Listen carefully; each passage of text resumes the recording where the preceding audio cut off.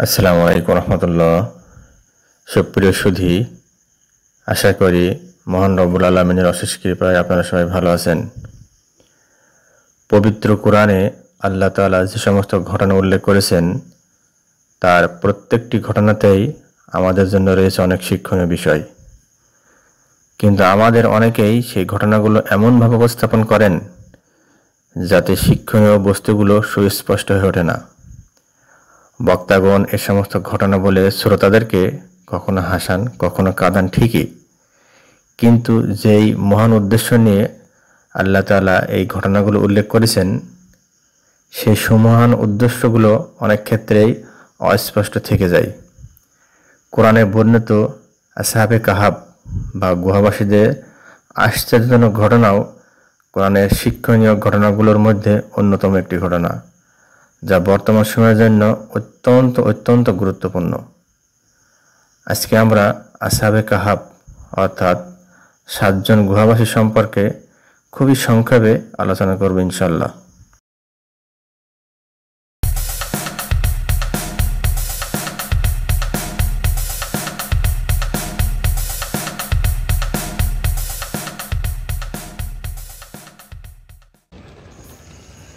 নবুয়তের পর ইসলামের প্রথম দিকে সাইয়্যিদুল মুরসালিন নবী মুহাম্মদ রাসূলুল্লাহ সাল্লাল্লাহু আলাইহি সাল্লাম যখন জাহেলিয়াতের যুগে মানবজাতির মুক্তির জন্য ইসলামের ছায়াতলে আহ্বান শুরু করেছিলেন, তখন মক্কার কুরাইশগণের মাঝে এক অনাকাঙ্ক্ষিত ভয় কাজ করতে লাগলো।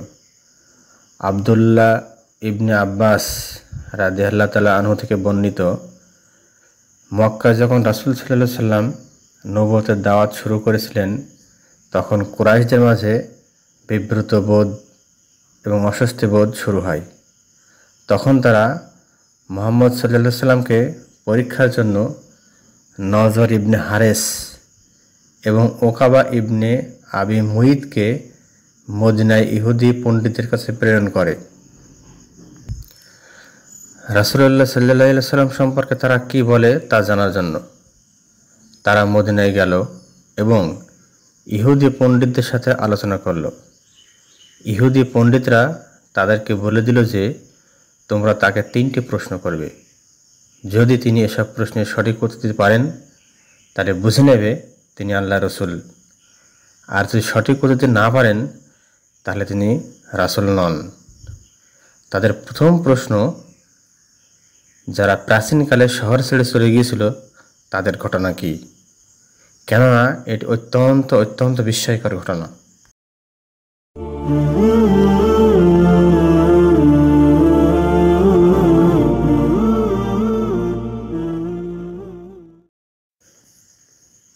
উভয় কুরাইশই মক্কায় ফিরে এসে ভাতৃ সমাজকে বলল, আমরা একটি চূড়ান্ত ফায়সালা নিয়ে এসেছি।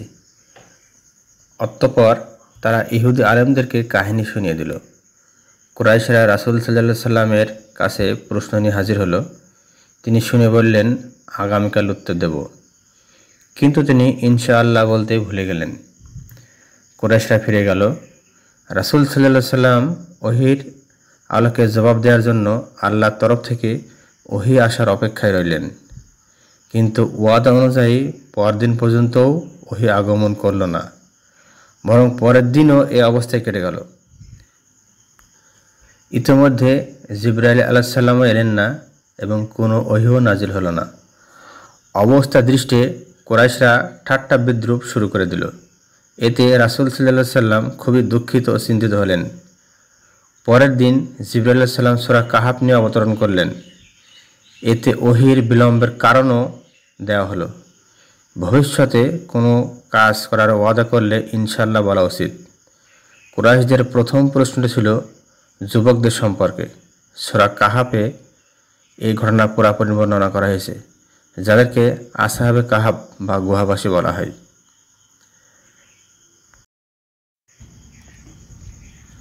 এবার আসুন সংক্ষেপে যুবকদের ঘটনা সম্পর্কে জানি। একদল যুবক যারা মূর্তি পূজা ত্যাগ করে ইসলামের ছায়াতলে এসেছিল। তখন মূর্তি পূজক অত্যাচারী রোমান সম্রাট যে ধর্মের ব্যাপারে মানুষের উপর অত্যন্ত জোর জবরদস্তি চালাতো। কেউ যদি তখন সত্য দিনের অনুসারী হতো তাকে ডেকে দুটি বিকল্পের একটি গ্রহণ করতে বলা হতো। প্রথম বিকল্প হলো তারা মূর্তি পূজা ত্যাগ করবে অথবা সত্য ধর্ম ত্যাগ করবে। দ্বিতীয় বিকল্প হলো তারা জল্লাদের হাতে প্রাণ দিবে। আর এই দুটি বিকল্পের যে কোনো একটি তাৎক্ষণিকভাবে গ্রহণ করার জন্য তাদেরকে বলা হতো। চিন্তা ভাবনা করার কোনো সুযোগ দেওয়া হতো না। এমন অবস্থায় সে রাজ্যে সেই যুবকদেরকে রাজদরবার ডেকে আনা হলো। তাদের সামনে দুটি বিকল্প পেশ করা হলো। তবে তাদের বয়সের দিকে খেয়াল করে রাজা তাদের প্রতি একটি সহানুভূতিশীল হলেন। তাদেরকে আরও কয়েকদিন চিন্তা ভাবনা করার সুযোগ দেওয়া হলো, যা অন্যদের দেওয়া হতো না।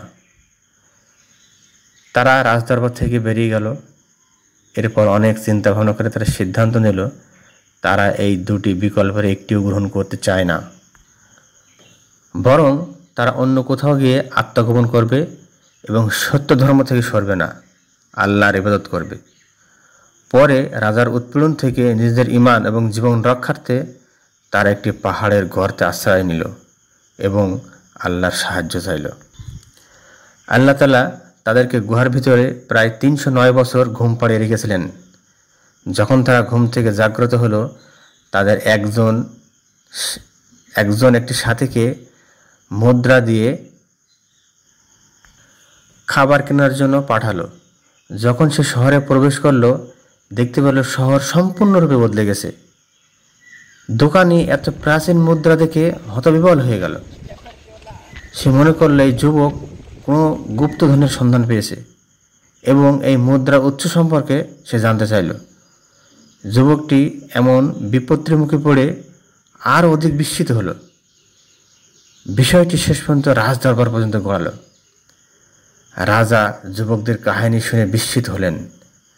তারপর তারা সভাদের নিয়ে সেই গুহার কাছে গেলেন এবং যুবকদেরকে তাদের ডেকে পাঠালেন।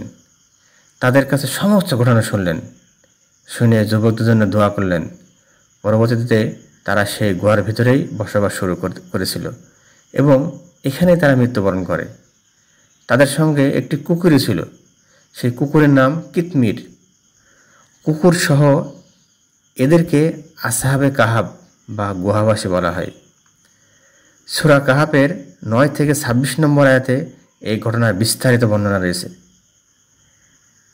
এখান থেকে আমাদের অনেক শিক্ষণীয় বিষয় রয়েছে, যা এই ভিডিওতে বলতে গেলে ভিডিওটা অনেক লম্বা হয়ে যাবে। এর শিক্ষণীয় বিষয়গুলো আমরা পরের ভিডিওতে আলোচনা করব ইনশাল্লাহ।